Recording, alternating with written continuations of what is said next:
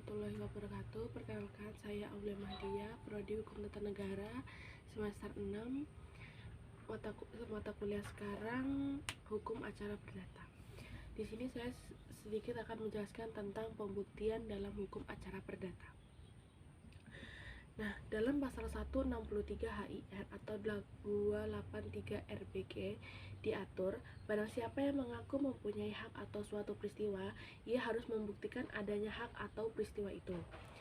Nah, rumusan norma tersebut paralel dengan asas action incumbit probatio berdasarkan ketentuan sebagaimana dimaksud yang membuktikan, yaitu orang yang mengaku mempunyai hak, orang yang membantah dalil gugatan, orang yang menyebutkan suatu perbuatan untuk menguatkan haknya, atau hal yang sebagaimana diuraikan tersebut dalam acara hukum perdata disebut sebagai pembuktian. Materi selanjutnya, pembuktian merupakan suatu upaya untuk meyakinkan hakim tentang kebenaran dalil-dalil gugatan atau bantahan dalil gugatan yang dikemukakan dalam suatu persengketaan di persidangan. Pembuktian dalam hukum acara perdata dikenal dalam dua macam, yaitu hukum pembuktian material dan hukum pembuktian formil. Yang pertama ada hukum pembuktian material, mengatur tentang diterimanya alat-alat bukti tertentu di persidangan serta mengatur tentang kekuatan pembuktian suatu alat bukti. Sedangkan hukum pembuktian formil mengatur tentang cara menerapkan alat bukti. Hal-hal yang harus dibuktikan oleh pihak yang berperkara adalah peristiwanya atau kejadian-kejadian yang menjadi pokok sengketa, bukan hukumnya saja, sebab yang menentukan hukumnya adalah hakim. Dari peristiwa yang harus dibuktikan adalah juga kebenarannya. Adapun upaya mencari kebenaran formil berarti hakim hanya mengabulkan apa yang digugat serta dilarang mengabulkan lebih dari yang dimintakan oleh petitum sendiri, seperti pasal 178 HIR atau 189 ayat 3 RBG. Hakim hanya cukup membuktikan dengan memutus berdasarkan bukti yang cukup.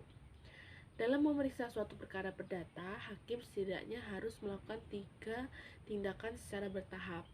Yang pertama ada berkonstantir, yakni melihat benar tidaknya peristiwa yang diajukan oleh dasar gugatan.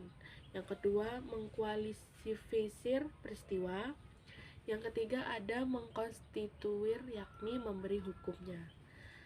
Adapun materi selanjutnya, alat-alat bukti yang sah menurut hukum acara perdata yang diatur dalam 164 HIR atau 28 RBG, yaitu yang pertama surat-surat, yang kedua saksi-saksi, ketiga pengakuan, keempat sumpah, kelima ada persangkaan hakim.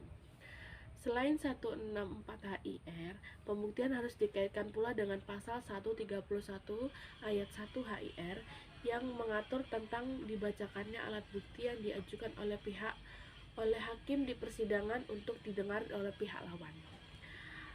Adapun hal-hal yang tidak perlu dibuktikan dalam pembuktian di persidangan, ada segala sesuatu yang dianggap telah diketahui oleh umum, hal-hal yang dilihat sendiri oleh hakim di persidangan dalam proses persidangan seperti pihak tergugat tidak hadir, atau hal yang diajukan oleh penggugat yang diakui oleh tergugat itu sendiri.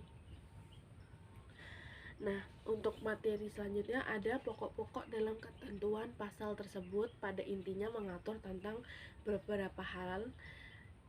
Yang pertama, dalam proses perdata soal pembuktian dilakukan oleh pihak yang berperkara, bukan hakim. Penggugat harus dilakukan oleh pihak yang berperkara, bukan harus dapat membuktikan hak-haknya yang digugat, dan sebaliknya tergugat harus dapat membuktikan penyangkalannya atau dalil-dalil gugatan.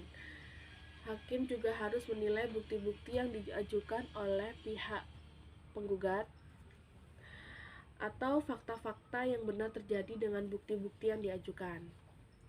Nah, ada hal-hal yang lain perlu menjadi pertimbangan hakim dalam pembuktian